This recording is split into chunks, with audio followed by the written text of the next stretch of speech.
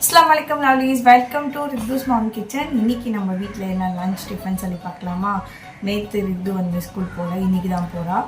so இன்னைக்கு என்னன்னு பார்க்கலாம் வாங்க பார்க்கலாமா இன்னைக்கு என்ன லஞ்ச் அப்படினா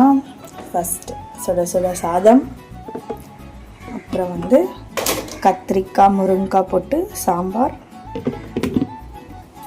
அப்புறம் வந்து எறா தொக்கு பண்ணியிருக்கேன் அவரைக்காய் பொரியல் கொஞ்சம் பண்ணியிருக்கேன்